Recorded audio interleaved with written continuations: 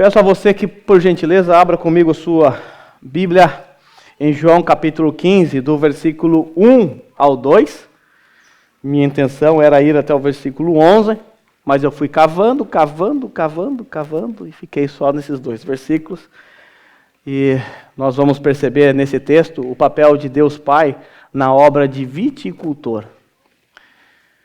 Diz assim a palavra do Senhor: Eu sou a videira verdadeira, e meu Pai é o agricultor. Todo ramo que estando em mim não dá fruto, ele corta. E todo o que dá fruto, ele poda para que dê mais fruto. Pode tomar o seu assento? Meus irmãos, como temos visto já nas longas exposições que temos feito dentro desse Evangelho de João, nós temos visto que desde o capítulo 13 os discípulos estão com o coração deles angustiados. O Senhor Jesus constantemente tem anunciado naquela noite, a noite em que ele foi traído, ele tem anunciado que ele vai ser traído, que um dos seus discípulos o negará 3 vezes, e também Jesus tem anunciado constantemente que logo, logo ele vai partir, que logo, logo ele precisa voltar para o Pai. E isso trouxe uma angústia profunda no coração dos discípulos. Afinal, o que eles fariam com a partida do seu mestre? Para onde iriam? Quem eles seguiriam? Eles estavam angustiados. Nós sabemos que estamos na quinta-feira, chamada Quinta-feira da Paixão. No outro dia, Jesus Cristo será morto.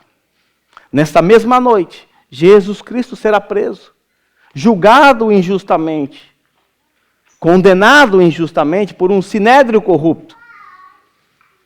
E os discípulos estão percebendo tudo isso acontecendo, esse clima empurrando Jesus para a morte, e agora eles estão angustiados, preocupados, com medo. Por isso o capítulo 14 inicia dizendo assim: não se turbe o vosso coração, credes em Deus, crede também em mim. Ainda no capítulo 14, Jesus disse para eles assim: não tenham medo. Essa era a condição deles. Como Jesus conhece o coração dos seus discípulos por conta da sua divindade, ele se põe então, nesse último momento, a consolar os seus discípulos. Nós vimos que desde o capítulo 14, Jesus está trazendo consolo, conforto, acalmando o coração dos discípulos. E agora nós entramos no capítulo 15. Jesus vai encorajá-los a permanecer nele. Se você gosta de anotar, se você gosta de marcar, procure aí nesse texto, até o versículo 13, 14, por aí. Ou ao longo desse capítulo, a palavra, o verbo permanecer e as suas conjugações. Você vai encontrar 12 vezes em que Jesus usa a palavra permanecer. Permaneçam em mim. Eu permaneço no Pai, vocês precisam permanecer em mim. Então a tônica desse capítulo é a permanência em Cristo. E para ajudar os discípulos a entender essa questão de permanência, ele vai apresentar uma metáfora. A metáfora da videira. Mas por que os discípulos são encorajados a permanecerem em Cristo? Sabe por quê? Porque daqui a pouco Jesus vai para o Getsemane. Nós vimos na semana passada, o último versículo do capítulo, Jesus disse: ei, levante-se, vamos daqui. Então agora eles estão saindo, indo rumo ao Getsemane, lugar onde ele vai suar gotas de sangue, onde ele vai ser preso, vai ser entregue, traído por Judas. E os discípulos, eles vão ver tudo isso. Eles vão contemplar tudo isso, o seu mestre sendo violentamente arrastado, levado para um tribunal injusto. E qual é a tendência de alguém nesse momento? Fugir. Imagine se você fosse um dos discípulos de Jesus. E agora o seu mestre, aquele que você acredita que ele é o Messias, o rei, que vai governar sobre Israel, de repente ele é preso. Levado para um julgamento injusto, às escuras. Vamos embora. Procurar outro mestre. Olha o que estão fazendo com Jesus. Vão fazer isso conosco também. Por isso Jesus está dizendo a eles assim: permaneçam em mim até o fim. Vocês precisam permanecer em mim. E para ajudar os discípulos a entender, e a nós também, Jesus usou ou contou a metáfora da videira.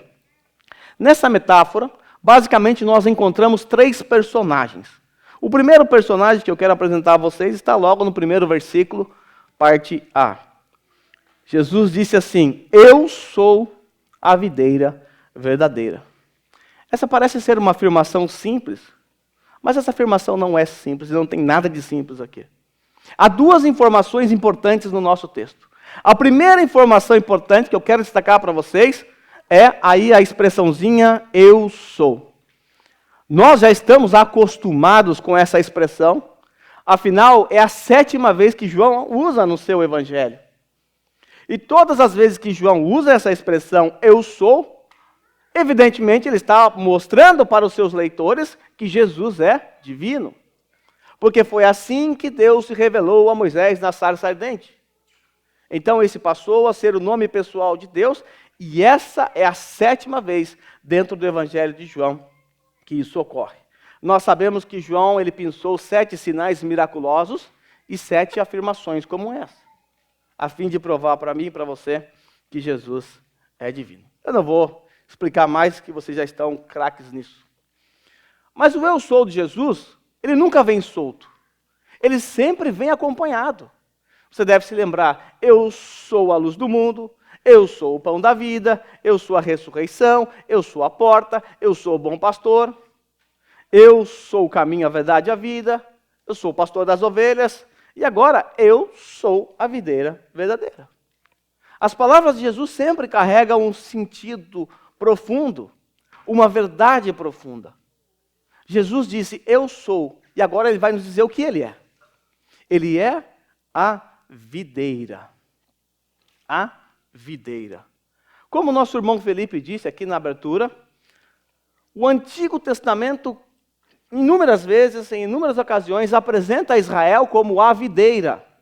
A videira que foi cuidada, que foi preparada por Deus, e Deus esperava que essa videira desse fruto, desse uvas doces, mas dava uva azeda, amargas. E Deus sempre está levantando juízo contra Israel, porque Israel, que era a videira, não produzia o fruto esperado. E agora, quando nós olhamos para esse texto, Jesus não só diz que ele é a videira, mas ele adjetiva essa videira. Eu sou a videira verdadeira. A videira verdadeira. Como nós bem sabemos, o Antigo Testamento ele é uma sombra que aponta para uma realidade maior. Se na Antiga Aliança Israel era chamado de videira, na Nova Aliança Cristo Jesus é a verdadeira videira. Na Antiga Aliança a videira fracassou constantemente. Na Nova Aliança a videira verdadeira nunca fracassou. Se na Antiga Aliança a videira Israel desobedecia a Deus, se obstinava em seus pecados, na Nova Aliança Jesus Cristo viveu uma vida perfeita nessa terra, porque ele é a videira verdadeira. O nosso irmão Felipe citou aqui Isaías capítulo 5 também. Isaías capítulo 5 é um dos textos que mostra Israel como a videira que fracassa. Eu quero ler para vocês esse capítulo 5. Nós encontramos ali um cântico da vinha, onde é descrito que apesar do viticultor, que no caso é Deus, ter feito todo o seu trabalho, ter cuidado da videira, ela ainda assim produziu uvas azedas. Veja aí. Cantarei para o meu amigo o seu cântico, a respeito de sua vinha. Meu amigo tinha uma vinha na encosta de uma fértil colina. Ele cavou a terra, tirou as pedras e plantou as melhores videiras. Construiu uma torre de sentinela e também fez um tanque de prensar uvas. Ele esperava que desse uvas boas, mas só deu uvas azedas. Agora, habitantes de Jerusalém e homens de Judá, julguem entre mim e a minha vinha. Que mais se poderia fazer por ela que eu não tenha feito? Então por que só produziu uvas azedas quando eu esperava uvas boas? Pois eu lhes digo que vou fazer com a minha vinha. Derrubarei a sua cerca para que ela seja transformada em pasto. Derrubarei o seu muro para que seja pisoteado. Farei dela um terreno baldio e não será podada nem capinada. Espinheiros e ervas daninhas crescerão nela. Também ordenarei às nuvens que não derramem chuva sobre ela. Pois bem, a vinha do Senhor dos Exércitos é a nação de Israel. Quem é a vinha do Senhor? a nação de Israel. E os homens de Judá são a plantação que ele amava. Ele esperava justiça, mas houve derramamento de sangue. Esperava retidão, mas ouviu gritos de aflição. Assim é a videira na antiga aliança. Era uma videira que fracassava, que não dava o verdadeiro fruto. Mas quando nós olhamos agora para Jesus, descobrimos que ele é a videira verdadeira. Assim nós encontramos então o primeiro personagem, e agora nós vamos para o segundo personagem. O segundo personagem está aí no versículo 5. Jesus repete, dizendo que é a videira, e ele diz assim: vocês são os ramos. Então nós temos Jesus, a videira, e agora os discípulos de Jesus são os ramos. E o último personagem é o pai, que é apresentado como o agricultor ou viticultor, aquele que cuida da vinha. Então, assim como na antiga aliança, o pai continua aqui sendo o viticultor. E o viticultor, ou aquele que é o agricultor de vinhas, ele tem um trabalho específico. O que faz um viticultor? Qual é o seu papel? Bem, um viticultor faz muitas coisas. Mas eu quero olhar para esse texto e apresentar dois trabalhos de um viticultor. Dois trabalhos que estão presentes no nosso texto aqui. Evidentemente, há outros trabalhos, há outros cuidados que um viticultor tem com a vinha, mas a palavra de Deus, no nosso texto, nos apresenta dois trabalhos. Vamos ver. A primeira tarefa está aí, no versículo 2, parte A. Ele corta os ramos infrutíferos. Todo ramo que estando em mim não dá fruto, ele corta. Ele corta. Essa imagem é muito fácil de entender, né? É muito fácil de entender o significado dessas palavras. Certamente está falando de um juízo. Assim como na antiga aliança. Certamente está falando de um juízo destinado àqueles que não permanecem em Cristo. Se você olhar o versículo 6, Jesus diz assim: se alguém não permanecer em mim, será como o ramo que é jogado fora e seca. Tais ramos são apanhados e lançados ao fogo e queimados. Isso lembra alguma coisa para você? Juízo. Se você abrir sua Bíblia lá em Mateus capítulo 3, versículo 10, quando João Batista está ali confrontando os religiosos, ele disse assim: o machado já está posto à raiz das árvores. E toda árvore que não der bom fruto será cortada e lançada ao fogo. Juízo. Na antiga aliança, quando se falava também da videira cortada, representava um juízo. Então nós temos aqui um eco de toda a palavra de Deus acerca do juízo que será imposto àqueles que não creem. Que não creem. Talvez você pode objetar nesse momento: espera aí, pastor. O texto fala assim: todo ramo que estando em mim corta e dá fruto. Será que esse texto não abre espaço para a doutrina da perda da salvação? Afinal, o ramo estava em Jesus, ele talvez usou ali o seu suposto livre-arbítrio e desistiu de Jesus, e agora ele é podado, cortado desse jeito. Será que essa é a ideia do texto? Porque aqueles que defendem essa doutrina esquisita, não bíblica, usam esse texto aqui. Mas será que é verdade isso? É evidente que não. Nós já aprendemos no Evangelho de João que nós podemos ter segurança da nossa salvação. Que a nossa salvação ela é do começo ao fim, na pessoa de Cristo. Nós não perdemos, porque nós nem merecíamos ganhar. Mas eu quero lembrá-los de alguns textos que nós já estudamos. Um deles é João capítulo 6, versículo 36 e 40. Veja a segurança que nós temos. Mas vocês não creem em mim, embora me tenham visto. Contudo, aqueles que o Pai me dá, virão a mim.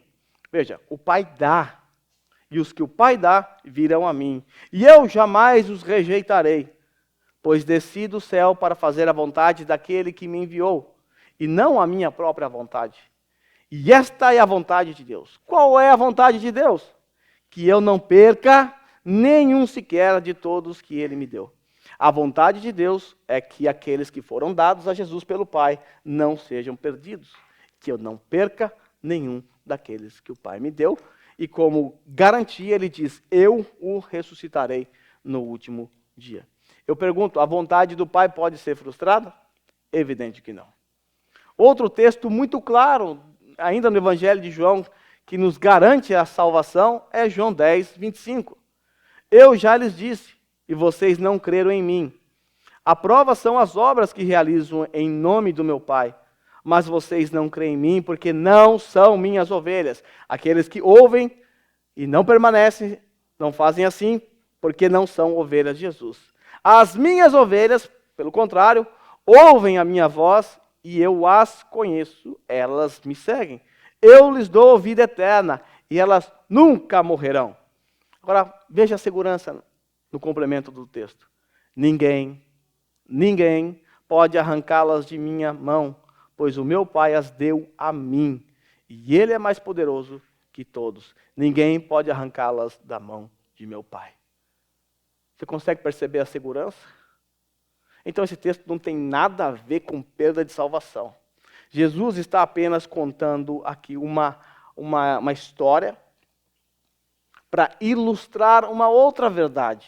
A verdade da permanência. E quando nós estamos diante de alegorias ou de parábolas também, nós não podemos dar significado a todas as partes, senão nós vamos à loucura e vamos chegar a cada conclusão doida. Certamente o texto está falando aqui de pessoas que estavam no meio de crentes, andavam como crentes, viviam como crentes, mas não eram crentes. Pessoas que falavam, viviam, se pareciam, tinham cheiro de crente, mas na verdade não era. E essa é a tônica do Evangelho de João. Se você perceber, João constantemente está fazendo um paralelo entre aqueles que realmente creem com aqueles que não creem, ou com aqueles que dizem crer, mas na verdade não creem. Se você abrir lá em João capítulo 2, versículo 22, 23 e 24, você deve se lembrar que na ocasião da primeira Páscoa, após o ministério de Jesus ter começado, Jesus foi então para o templo e lá ele realizou inúmeros sinais miraculosos. E aí João diz assim, Jesus realizou na festa da Páscoa inúmeros sinais miraculosos. E muitos creram em seu nome. E aí você ficou feliz, porque afinal muitos creram em Jesus. Aí João nos informa que Jesus não confiava neles. Não confiava na fé deles. Porque bem sabia o que havia no coração do homem. E o texto diz que ele não precisava que ninguém desse testemunho a respeito do homem para ele, porque ele conhecia o coração daqueles homens. Essa tônica, ela permanece no decorrer do Evangelho de João. Aqueles que creem, mas não creem de verdade. Aqueles que parecem crer em Jesus, mas na verdade abandonam Jesus. Quer ver um outro exemplo? Lá no capítulo 6. Após Jesus multiplicar os pães e os peixes, alimentar quase 20.000 pessoas, de repente aquela multidão fica alvoroçada e começa a aclamar Jesus como rei. E como o profeta de Deuteronômio 18, 15 a 18. É ele o profeta, é ele o Messias, é ele o rei. Quase 20.000 pessoas aclamando Jesus como rei. Quanta fé! Eles reconheceram que Jesus é o Messias. Não é isso que se espera de um cristão? Não é isso que se espera de alguém que crê em Jesus? Pois bem, Jesus sobe para a montanha para orar, aquela multidão vai embora.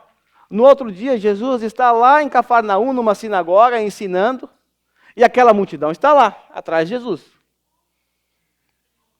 Mas o texto nos mostra que após o discurso pesado, onde Jesus diz que é necessário comer a sua carne, aqueles discípulos que queriam aclamar Jesus como rei, eles viram as costas para Jesus e vão embora, restando somente os 12. Onde está a fé deles? É uma crença baseada em sinais, em milagres. Essa é a tônica do Evangelho de João. Ele está sempre nos mostrando que existe um contraste entre fé verdadeira e fé falsa. E existem outros exemplos também no Evangelho de João. Mas eu quero dar um exemplo presente no nosso texto e no nosso contexto. Nós devemos nos lembrar que essa é a noite em que Jesus foi traído.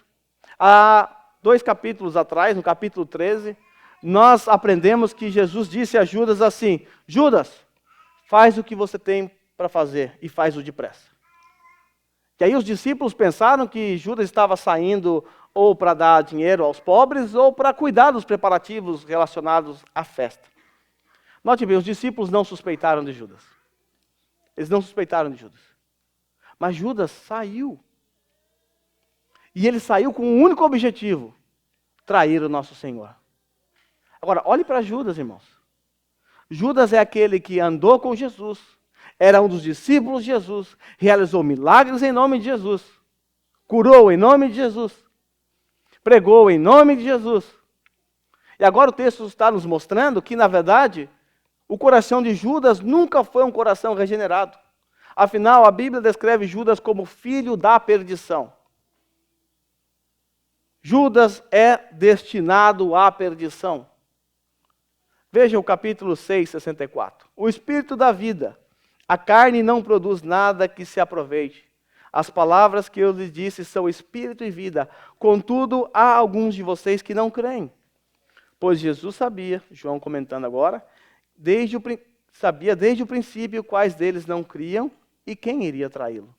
Veja, desde o princípio, na verdade, desde o dia que Jesus chamou Judas, Jesus já sabia do caráter de Judas. Já sabia do coração de Judas. E ele viveu como um discípulo de Jesus, andou como um discípulo de Jesus. Tanto é que ninguém suspeitou de Judas. Naquele dia, quando Jesus disse, um de vocês vai me trair, os discípulos não falaram assim, Jesus, a gente já sabe, é o Judas, só pode ser. Só pode ser, todo mundo sabe que é ele, que é o ladrão aqui, que rouba o dinheiro. Todo mundo sabe. Mas não foi isso. Eles não suspeitaram de Judas, porque Judas se parecia com um deles. Vivia no meio deles. Era reconhecido como um dos discípulos. Mas Judas nunca teve seu coração transformado. Fato é, meus irmãos, que no dia do juízo, nós seremos surpreendidos com muitas pessoas.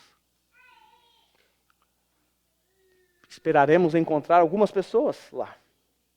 E vamos nos surpreender por não encontrar essas pessoas. Quando nós olhamos para Mateus capítulo 7, versículo 15 e 23, Jesus ele nos fala dessa realidade. Quando ele está falando ali dos falsos profetas, ele disse assim, cuidado com os falsos profetas. Eles vêm a vocês vestidos de peles de ovelha, mas por dentro são lobos devoradores. Vocês os reconhecerão por seus frutos. Pode alguém colher uvas de um espinheiro ou figo de ervas daninhas? Semelhantemente, toda árvore boa dá frutos bons, mas a árvore ruim dá frutos ruins. A árvore boa não pode dar frutos ruins, nem a árvore ruim pode dar frutos bons. Toda árvore que não produz bons frutos é cortada e lançada ao fogo. Assim, pelos seus frutos, vocês os reconhecerão. Percebe a semelhança com o nosso texto? Reconhecimento através do fruto. Toda árvore que não dá fruto será cortada, lançada ao fogo. Aí Jesus continua dizendo, nem todo aquele que me diz Senhor, Senhor, entrará no reino dos céus. Muitas pessoas dirão, Senhor, eu creio em Ti, Senhor, eu tenho fé em Ti. Mas essas pessoas não entrarão no reino dos céus, é o que Jesus está dizendo. Só entrarão no reino dos céus aquele que faz a vontade do meu Pai que está nos céus. Muitos me dirão naquele dia, Senhor, Senhor, nós não profetizamos em Teu nome não expulsamos os demônios. Judas fez isso. Em Teu nome não realizamos muitos milagres. Judas realizou muitos milagres. E o texto termina dizendo, então eu lhes direi claramente, nunca os conheci. Não é que eu conheci você no passado até você perder a salvação, agora eu não te conheço mais. Eu nunca os conheci. Afastem-se de mim, vocês que praticam o mal. O fato é, meus irmãos, que muitas pessoas se aproximarão dessa igreja. Passarão a conviver no nosso meio. Podem até se tornarem membros, podem até se tornar membro dessa igreja. Mas pode ter um coração ainda não regenerado. Eu vou pedir para o Eduardo fazer um aplicativo para o celular chamado Espiritrômetro. Tá, Eduardo?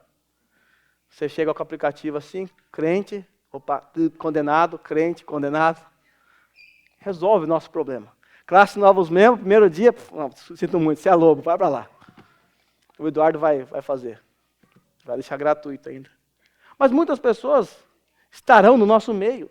Como nós não temos o espiritrômetro ainda, não dá para saber quem são. Nós apenas conseguimos avaliar superficialmente a vida das pessoas. E algumas delas escondem muito bem os seus pecados. Por isso podemos ser enganados. O que nós podemos dizer de Paulo? Paulo era alguém criterioso na escolha dos seus companheiros de viagem. E ele escolheu um tal de Demas, que o acompanhou na sua primeira viagem missionária. Olha, Paulo não ia colocar qualquer um. Mas nós descobrimos que Demas abandonou Paulo, porque ele escolheu amar o presente século. Veja, se Paulo foi enganado, imagine a gente, né? Nós não temos condições. Mas em alguns casos é possível perceber quem são os lobos no nosso meio por causa dos seus frutos. Alguns não conseguem esconder as presas. Alguns fazem, mas tem presa, a gente consegue perceber. Outros escondem, dá uma lixada ali, a gente não consegue ver. O fato é que quando isso acontece, nós não temos o que fazer. Temos apenas que deixar o joio crescer junto com o trigo e esperar que o Senhor, no dia do juízo, separe o joio do trigo. Coloque o bode à esquerda e as suas ovelhas à direita. Mas o fato é, os ramos que são infrutíferos, todos esses serão cortados e lançados ao fogo. Aqueles que não professaram a sua fé em Cristo Jesus, ou que professaram de forma falsa, esses serão cortados e lançados ao fogo. E aqui fica um alerta para você que ainda não creu em Cristo Jesus, que ainda não se entregou a Ele. Isso significa que se você continuar obstinado, rejeitando a palavra de Deus, o rejeitando, saiba, um dia você será cortado e lançado ao fogo. Talvez você até goste de ouvir a mensagem aqui no culto. Talvez você até goste de frequentar aqui, que você acha a igreja legal, as pessoas aqui são legais também. Mas se você não tiver um coração entregue a Cristo, regenerado, transformado pelo Espírito Santo, pelo poder da palavra, saiba, um dia você será cortado e lançado ao fogo, porque esse será o seu destino. Então esse é o primeiro papel do pai como agricultor. Ele olha ali a videira, percebe alguns ramos que não estão dando fruto, ele corta, deixa secar e lança no fogo. Mas ele tem um outro trabalho também. O que o agricultor ele faz com os ramos que estão dando fruto? Eu perguntei para o Enzo no carro, ele falou, ele come. Ele vai comer. Eu falei, não, mas ainda não está na hora de comer. Mas o que o agricultor faz com os ramos que estão dando fruto? Talvez você pense, nada, deixa lá, está dando fruto. Time que está ganhando a gente não mexe, não é verdade? Mas veja o que o pai faz. O texto diz que o pai limpa ou poda, dependendo da sua tradução, os ramos que dão fruto. E todo o que dá fruto, ele poda para que dê mais fruto ainda. Meus irmãos, é estranho isso, não é? Espera aí, não há nada de errado com esses crentes aqui. Eles não estão fazendo nada de errado, eles estão dando fruto. Mas o texto diz que Deus, como o agricultor, ele vai lá e poda. Ele corta. Ele corta. Mas por que ele faz isso? Em 2021, a Suelen, no Dia das Mães, deu um monte de rosa para as mães, um vasinho de rosa para cada mãe. E cheguei em casa, coloquei no meu jardim lá, plantei, achei que não ia dar certo, mas vingou. No outro ano, cheio de botão. Algumas rosas saíram, meio desbotadas, mas saíram. E eu todo feliz com a minha roseira ali. E aí o Juninho vai na minha casa. O Juninho, a família dele trabalhou com rosas, com flor, ele entende. Então, se as suas plantas estiverem morrendo, chama o Juninho. E aí o Juninho está lá vendo a minha roseira ali e tal, e eu todo empolgado mostrando para ele.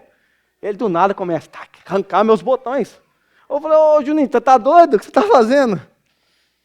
Aí ele disse que a rosa ela estava meio desbotada lá, ele falou umas coisas que eu não entendi nada, mas criei pela fé. E aí ele falou que os botões estavam roubando a energia da rosa, uma coisa assim que ele falou. E que era necessário fazer a poda. Cortou tudo. E eu perdi a minha esperança. Falei, já era. Não é que ele estava certo?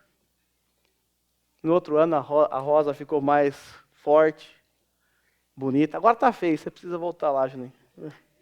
Tá? Veja, a poda é necessário para o bem da roseira. A poda na viticultura é a mesma coisa, é necessário podar. É necessário cortar para que cresça. Lá em casa tem capim-limão, quando você corta, nossa, cresce muito. Se faz necessário. Então eu fiquei assustado com o Juninho, E você pode contratar o serviço do Juninho, que é de graça. Tá? O que eu quero dizer a vocês também é que a poda ela é dolorosa. A poda, ela representa dor. É uma dor necessária para o nosso bem. Quando eu estava estudando esse texto, imagino que você nesse momento também veio na sua mente, assim como veio na minha, o texto de Romanos 8, 28. Texto que diz assim, sabemos que todas as coisas cooperam para o bem daqueles que amam a Deus. Todas as coisas cooperam para o bem daqueles que amam a Deus. Deus, Ele age em todas as coisas para o nosso bem. Eu gostaria muito que o texto dissesse assim, todas as coisas boas cooperam para o nosso bem. Aí seria joia. Coisas boas, ó, quem não quer? Eu gostaria que todas as coisas boas cooperassem para o meu bem. É verdade que algumas coisas boas cooperam para o nosso bem. Mas o texto não diz isso. O texto diz que todas as coisas, tudo, coisas boas, coisas ruins. Certamente nós crescemos muito quando passamos por provações. Quer ver o crente orar? Quer ver o crente ficar fervoroso? É só ele passar por uma tribulação. Quer ver o crente voltar para a igreja? Passa por tribulação. Participa de tudo, de tudo. Fica ali, mó fielzão. Nós sabemos, irmãos, que Deus usa o sofrimento para nos aperfeiçoar. Veja o que Jeremias 24, 5 nos diz. Assim diz o Senhor, o Deus de Israel. Considero como esses figos bons os exilados de Judá, os quais expulsei deste lugar para a terra dos babilônios. Olha, eles foram expulsos da sua terra e foram levados para a terra da Babilônia. Cativeiro, é sofrimento. Nós sabemos o que eles passaram lá na Babilônia, o quanto eles sofreram. Foi lá na Babilônia que a Arca da Aliança desapareceu. Perderam o templo, ficaram desolados. Mas o texto termina dizendo assim, depois de dizer que esses figos bons são os exilados de Judá, figos bons, hein? Ele expulsou esses figos bons para a terra da Babilônia, a fim de lhes fazer bem. É isso mesmo que você ouviu. Eles foram levados para o cativeiro, sofreram lá. E a Bíblia diz que isso foi para fazer o bem a eles, para o próprio bem deles.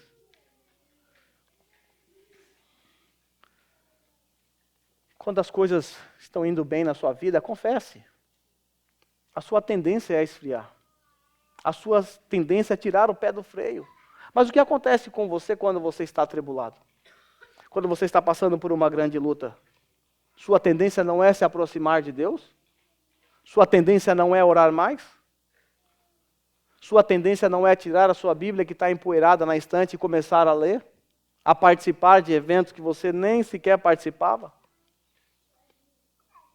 Veja, irmãos, nós deveríamos buscar a Deus quando tudo vai bem. E até fazemos isso. Mas muitos de nós relaxamos, pisamos no freio e nos tornamos infrutíferos. É aquela vide que está caída no chão, cheia de sujeira, cheia de pó. E ela então precisa ser podada. Ela está dando fruto, é verdade. É uma vide, é uma videira verdadeira, é um broto verdadeiro. Mas ela precisa ser podada. E Deus faz isso conosco. Quer ver um outro exemplo? O rei Manassés, um rei orgulhoso, um rei arrogante, soberbo. E por conta disso ele se distanciou do Senhor. E aí ele foi então preso. Deus o mandou para a cadeia. Fez ele trocar a coroa real por algemas. Foi preso. E aí nós lemos assim lá em 2 Crônicas 33, 10 e 13. O Senhor falou a Manassés e a seu povo, mas não lhe deram atenção. Veja, não deram atenção à voz do Senhor. O Senhor estava falando com eles não ouviram, Manassés e o povo. E o texto diz, por isso, por essa razão, porque eles não deram atenção, o Senhor enviou contra eles os comandantes do exército do rei da Síria, os quais prenderam Manassés, colocaram um gancho no seu nariz e algemas de bronze e os levaram para Babilônia. E aí o texto diz que esse rei, Manassés, em sua angústia, em seu sofrimento, o que ele fez?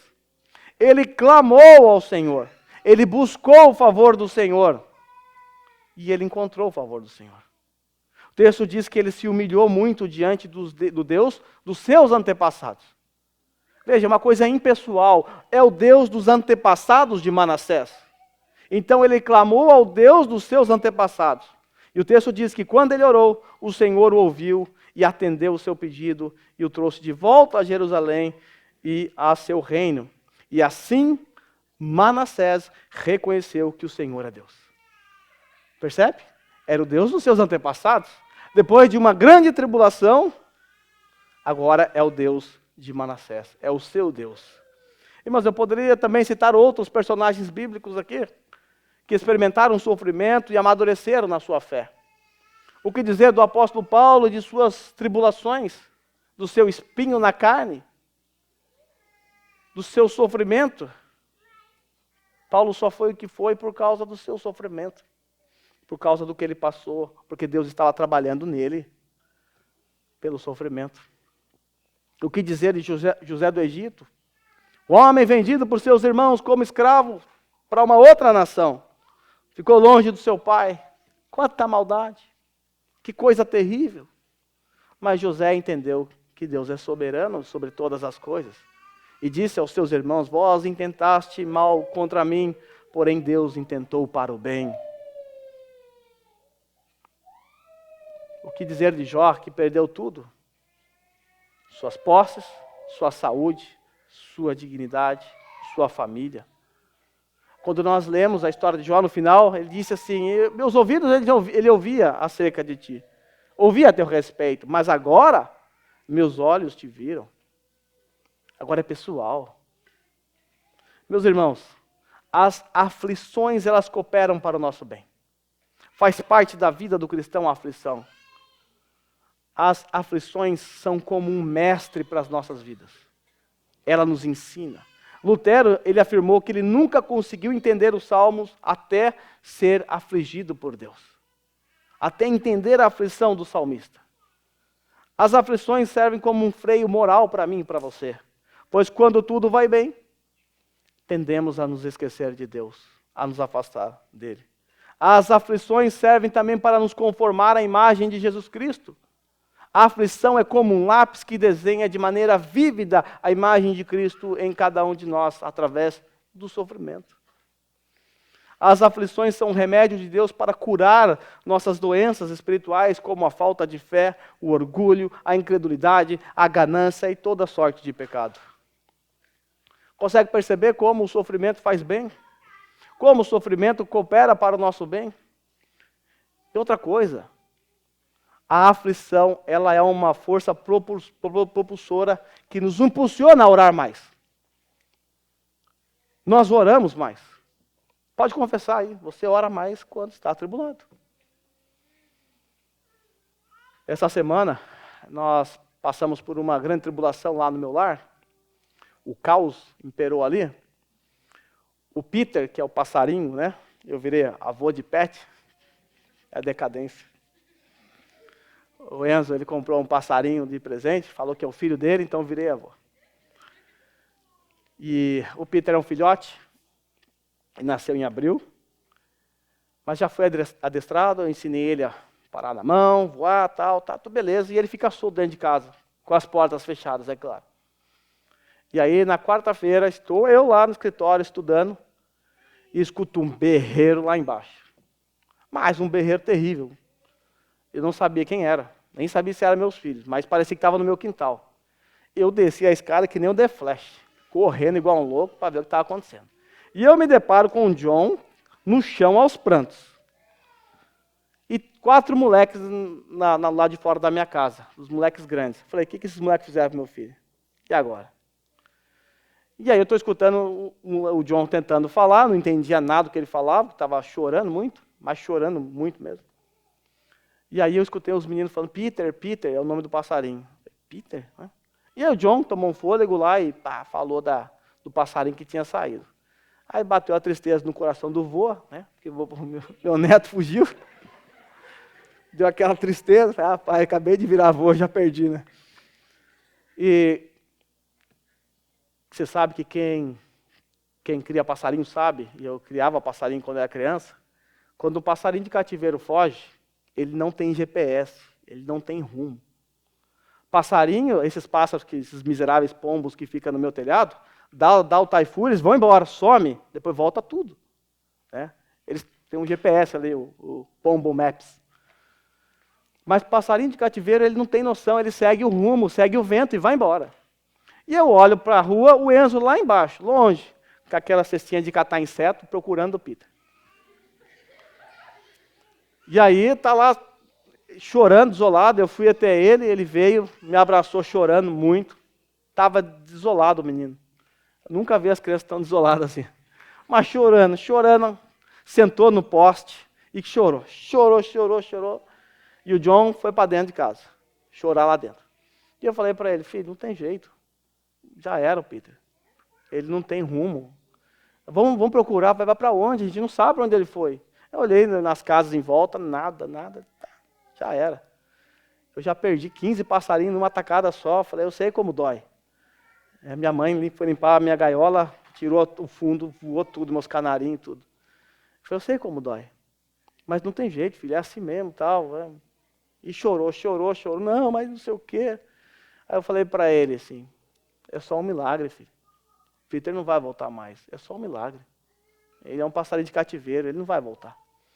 E aí, vamos para casa, vamos entrar. Estou chegando em casa e estou escutando o John lá da rua. Estou escutando o John dentro de casa. Jesus, por favor, traz meu passarinho de volta, o Peter. Mas orando com um fervor que ele não ora. As orações dele são assim. Amém. Amém. É sempre aquelas mesmas coisas. Mas esse dia ele estava realmente assim, gritando, implorando por socorro de Deus. E eu entrei, aí o Enzo também orou, e eu repeti, não tem o que fazer. Realmente, é só um milagre. Porque o Peter foi embora, ele não vai voltar mais. E aí, eu falei, vamos para fora. E saímos ali, e aí eu chamei o Peter. E eu tinha feito isso muitas vezes. De repente eu escutei uma resposta. Falei, ué, será que é voz na minha cabeça? De novo. Aí eu falei, Enzo, começa a chamar que ele está por aqui. E aí, por fim, estava na casa na esquina, o Enzo subiu lá na sacada da mulher e pegou ele de volta, está lá em casa, salvo.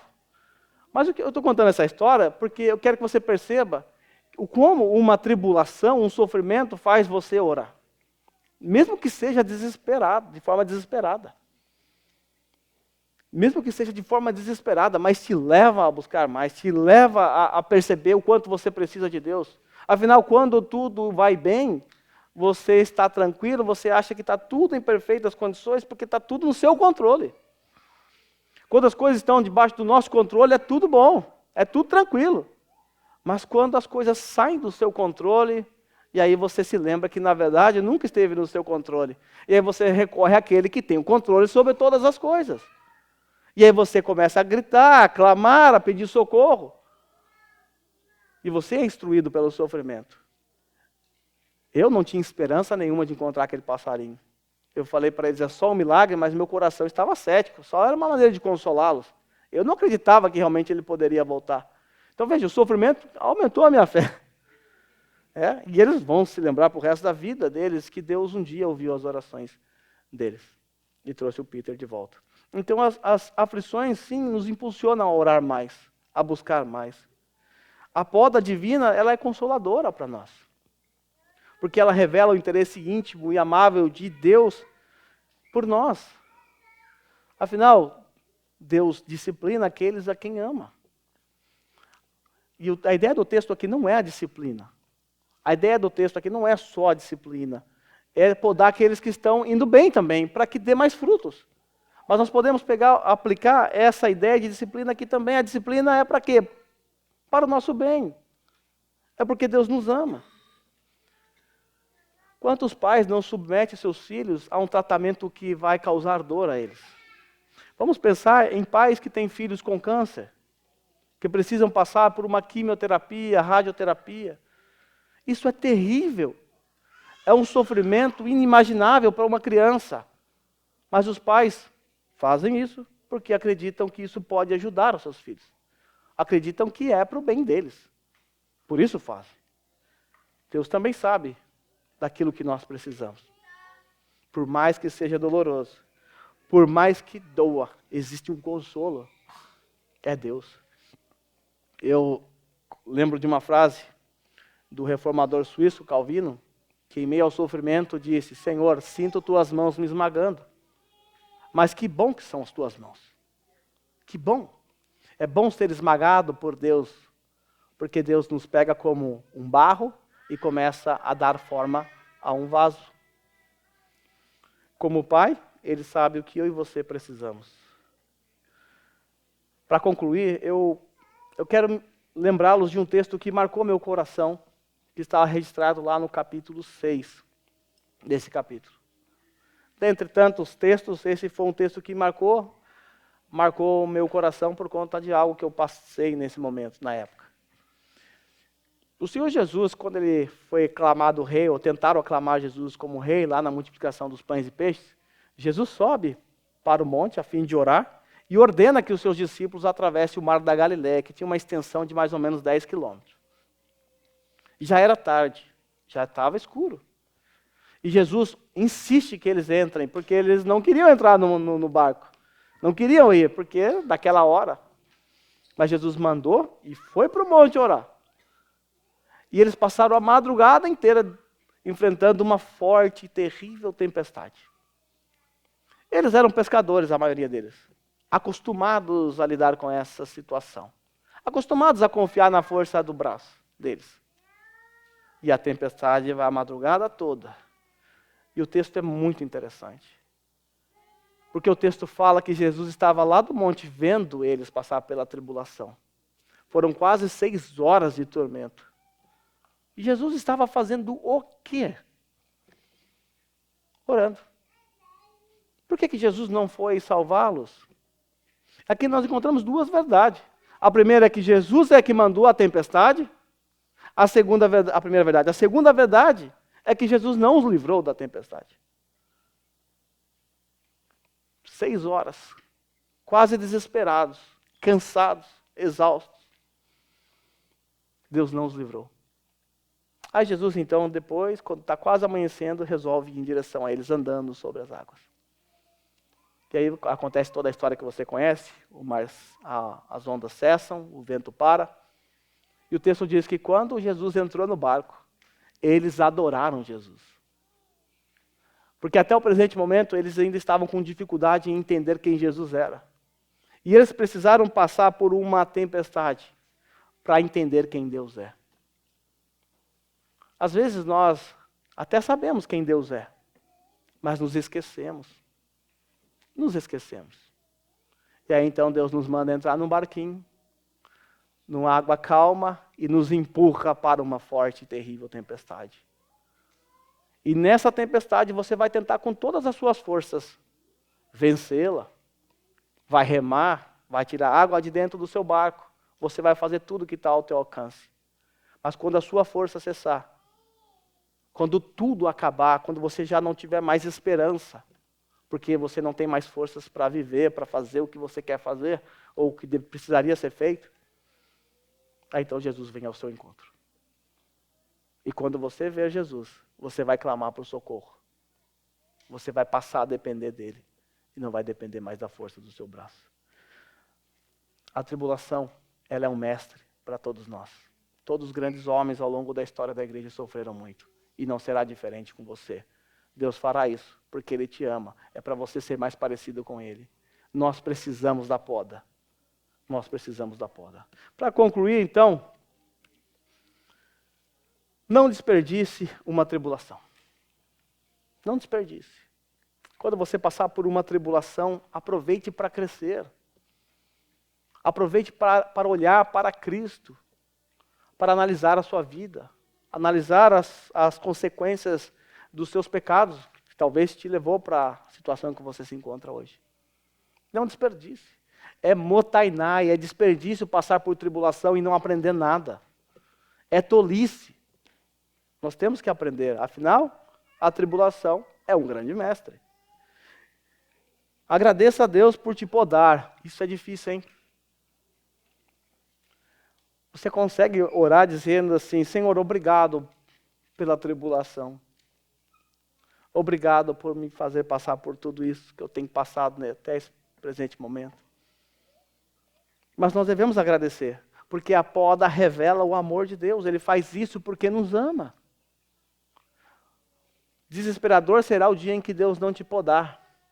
O dia que Ele fizer como está lá em Isaías 5, deixar crescer junto com o mato, junto com a erva daninha, largado. Isso é falta de amor, falta de cuidado. Então, se Ele te poda, é porque Ele te ama. Isso é consolador. Não use a tribulação para se afastar de Deus. Algumas pessoas acabam se afastando de Deus na tribulação. É loucura. É tolice. Na tribulação, nós precisamos nos aproximar daquele que pode nos tirar dessa situação. E o que nós fazemos? Nós nos afastamos. Desprezamos a Deus. Já contei para vocês de uma família que eu conhecia que, quando tudo estava bem, sumia da igreja. 6 meses sem aparecer. De repente aparecia. Por quê? Alguma provação. Alguma provação. Aliás, ela sumia quando estava passando por provação. Quando tudo estava bem, ia para a igreja. Eu falei, mas que tolice é essa? Não faz sentido. Quando você está doente, onde é que você vai? No médico. Você não vai fugir do médico quando você está doente. Não espere vir uma tribulação para buscar a Deus. Busque agora. Busque hoje. Nós não precisamos passar por uma tribulação para buscar a Deus. Você pode buscar agora. Podemos buscar nesse momento. E para concluir, precisamos memorizar o texto de Romanos que está aqui, 8:28. Sabemos que todas as coisas cooperam para o bem daqueles que amam a Deus. Guarde isso na sua mente, fixe isso no seu coração. Todas as coisas cooperam para o bem daqueles que amam a Deus. Lembre-se disso. Guarde isso em sua mente. Que Deus nos dê da sua graça para suportar a tribulação confiando nele, dependendo dele, descansando nele. Quando a tempestade chegar, lembre-se daquele que tem poder sobre as águas, daquele que tem poder sobre o vento. Se entregue a ele e confie nele. Vamos orar.